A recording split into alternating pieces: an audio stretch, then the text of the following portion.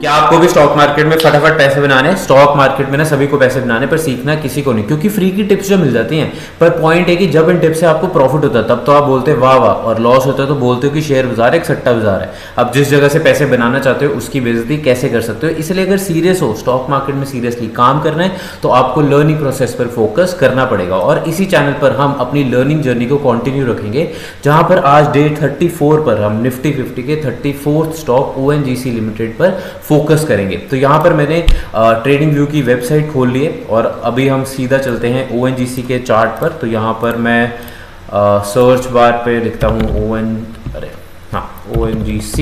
सो ONGC जो है वो है हमारे पास oil and natural gas corporation limited. ये एक हमारे पास जो PSU स्टॉक मतलब PSU कंपनी है, एंड अच्छा खासा डिविडेंड भी देती है, ऑलमोस्ट 4.7 4.9% या आप बोल सकते हो कि 5% के आसपास का ये हमें एक अच्छा डिविडेंड देती है। तो डिविडेंड यील्ड के हिसाब से और वैसे मतलब, क्योंकि अगर आप नेट पर भी देखो तो ये इंडिया की largest oil and natural gas producer है। तो ये एक अच्छी और एक डिसेंट कंपनी है, नॉट डिसेंट से तो ऊपर ही है। एनीवेज, अब हम सीधा यहाँ पर चलते हैं वीकली चार्ट पर और देखते हैं कि हमारे पास इस पर्टिकुलर स्टॉक ने वीकली बेसिस पर कैसा परफॉर्म किया। तो यहाँ पर अगर मैं लास्ट कैंडल की बात करूँ, मतलब कि जो इस पर्टिकुलर वीक में हमारे पास कैंडल बनी, वो एक नॉर्मल सी वीक कैंडल बनी, बट उसका फिर से वही, जैसे हम हमेशा डिस्कस करते हैं कि इसके लोअर फ्लिक की जो रेंज है वो इसके पिछली जो कैंडल है उसकी लोअर फ्लिक की भी रेंज सेम है। मतलब कि हो सकता है ऑलमोस्ट हमारे पास 240 245 के आसपास एक अच्छी खासी रेजिस्टेंस जोन कुछ समय के लिए ये पर्टिकुलर स्टॉक बना दे, हो सकता है। अब ये तो हमें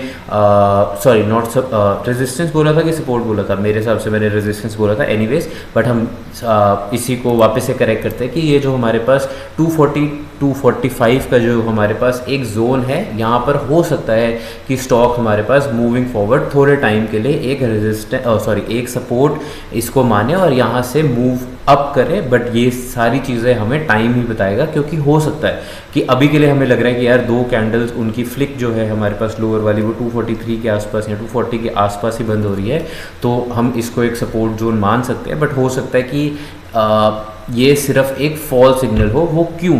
क्योंकि आप देखोगे कि ये दो जो कैंडल्स है, एक रेड वाली और एक छोटी रेड वाली, इससे पहले भी जो हमारे पास यहाँ पर दो कैंडल्स बनी थी, उन दोनों कैंडल्स का भी लोअर फ्लिक हमारे पास ऑलमोस्ट 260 263 के जोन में था।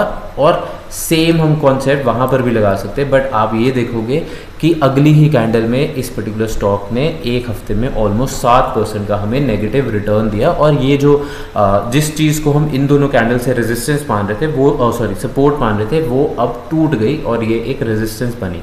और सिमिलरली आप ये भी देख सकते हो कि यहाँ पर हमारे पास अगर ये ग्रीन कैंडल देखें हम 16 फरवरी 2026 वाली, तो यहाँ पर भी इसकी जो लोअर फ्लिक थी वो इसी रेंज में थी।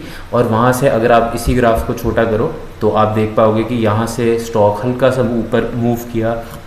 फिर ये जो 16 मार्च वाली जो हमारे पास कैंडल थी, वहाँ पर भी इसने इसी सपोर्ट जोन मतलब 262 का जो सपोर्ट जोन था उस पर कुछ देर उसको रिस्पेक्ट किया, उसको कंसिडर किया, और वहाँ से आप देख पाओगे कि एक फिर से अपवर्ड मोमेंटम आया। बट अब वो बात नहीं रही, मतलब एज इन 25 में और 1 जून वाला जो हमारे पास हफ्ता था वहाँ पर वो बात नहीं रही है, और ये जो सपोर्ट जोन थी वो टूट गई। इसके अलावा अगर हम इसको इसी ग्राफ को थोड़ा सा और छोटा करें तो यहाँ पर हमें ये पता लगता है कि ये जो स्टॉक है वो हमारे पास काफ़ी देर इस पर्टिकुलर कंसोलिडेटेड जोन जो कि 230 से लेकर, आप इसको हल्का सा थोड़ा बेटर अगर पॉइंट पे लेके जाएं तो 230 से लेके 260 की रेंज में ऑलमोस्ट ये हमारे पास 2024 दिसंबर से लेकर ऑलमोस्ट आप बोल सकते हो कि 19 जनवरी 2026 की रेंज में ये मूव करता रहा है, ऊपर और नीचे, और कंसोलिडेटेड जोन में ही रहा। वहाँ से हमारे पास एक ब्रेकआउट आया, आप देख पाओगे कि यहाँ पर हमारे पास 2 फरवरी 2026 को एक ब्रेकआउट आया। काफ़ी वीक्स तक हमारे पास जो ग्राफ है काफ़ी वीक्स तक हमारे पास जो ग्राफ है या कैंडल्स हैं वो इस पर्टिकुलर जोन के ऊपर बनी। बट फिर से ये जोन हमारे पास टूट गया और स्टॉक हमारे पास इसी लेवल पर ऑलमोस्ट इसी लेवल के मिड पॉइंट पर हम बोल सकते हैं कि 246 245 का जो लेवल है उस पर आ गया। और अब ये यहाँ से कहाँ जाएगा वो तो टाइम ही बताएगा, बट ये हमारे पास एक इन टोटलिटी इस पर्टिकुलर स्टॉक का एक वीकली चार्ट पर टेक्निकल एनालिसिस है। इसके अलावा आपको एक और बात बहुत ही अच्छी, बहुत ही ज़्यादा प्रेवलेंट एक कैंडल इसी पर्टिकुलर वीकली चार्ट पर बनी है, और वो है हमारे पास 7 अप्रैल 2025 वाली कैंडल। आप देख पाओगे कि यहाँ पे इस कैंडल की क्लोजिंग, अगर हम फॉर एग्जांपल ये जो 225 या 230 वाला जो हमारे पास एक रेजिस्टेंस एक सपोर्ट जोन है, मतलब जो कंसोलिडेटेड फेज है उसके लिए सपोर्ट जोन है, और वही सपोर्ट जोन आप यहाँ पर देख पाओगे कि 3 जून 2024 को भी बना था। बट यहाँ पर हमारे पास एक मैं मतलब ये क्यों बताना चाहता हूँ कि 7 अप्रैल 2025 वाली कैंडल का कितना ज़्यादा प्रेवलेंट इम्पैक्ट है, वो इसलिए क्योंकि इसकी ओपनिंग हुई 208 रुपये पे, मतलब कि इसने इस पर्टिकुलर 2028 या 2030 वाली जो हमारे पास सपोर्ट जोन है उसको एक ही दिन में, मतलब एक ही वीक में तोड़ दिया।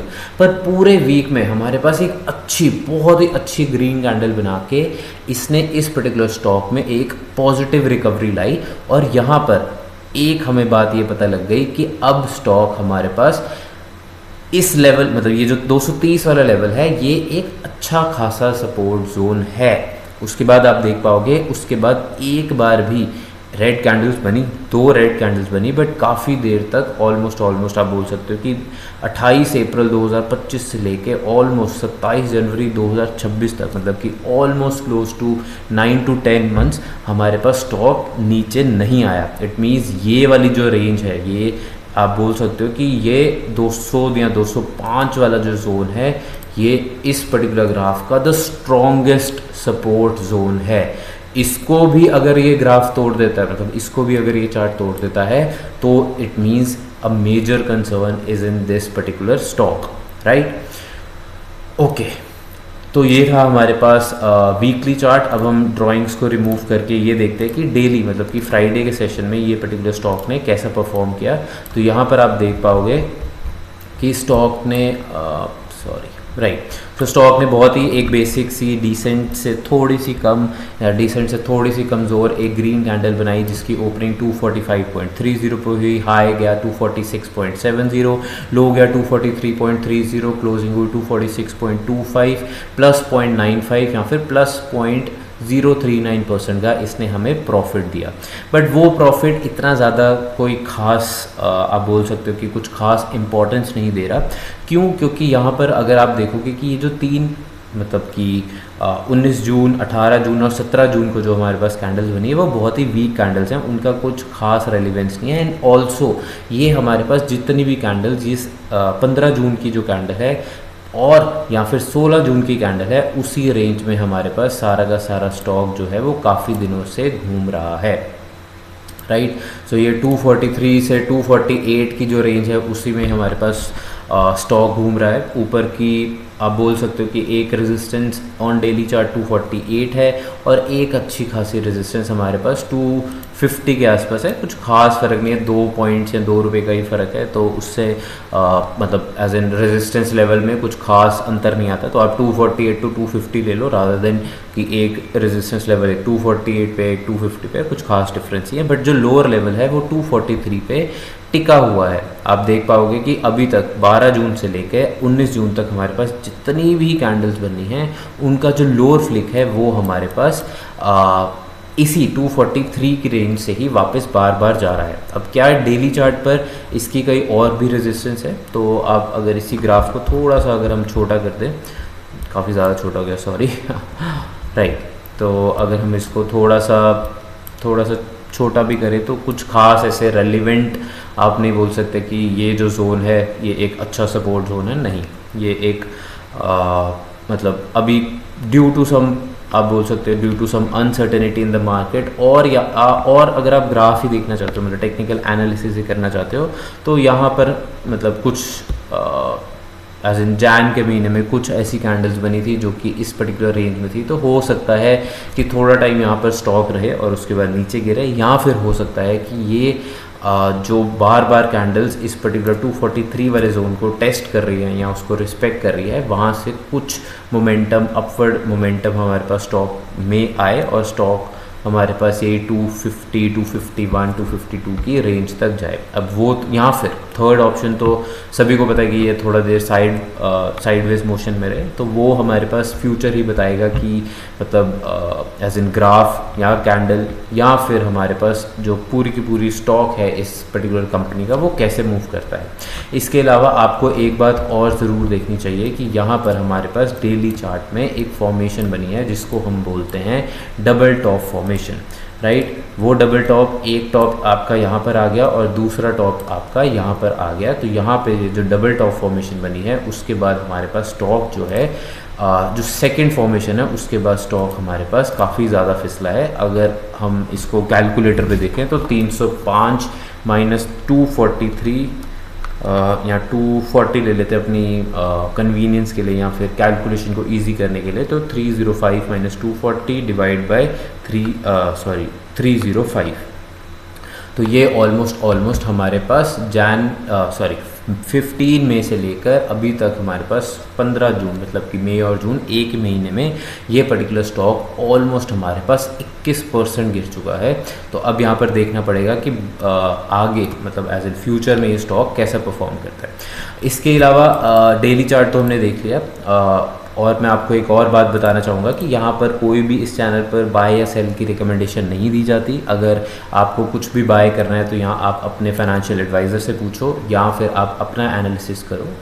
हम यहाँ पर सिर्फ स्टॉक की करंट टेक्निकल पोजीशन जो है उसको ही डिस्कस करते हैं, क्योंकि कोई भी फ्यूचर की प्रिडिक्शन हम नहीं करते। और अगर आपको कैंडल्स और चार्ट्स या टेक्निकल चार्ट्स आपको थोड़े कंफ्यूजिंग लग रहे हैं तो आपको फ्री मटेरियल बड़े ही आराम से इंटरनेट पर मिल जाएगा, दो वो काफ़ी ज़्यादा स्कैटर्ड होगा और मेहनत करनी पड़ेगी, तो मेहनत तो करनी ही पड़ेगी अगर पैसे आपको कमाने हैं मार्केट से।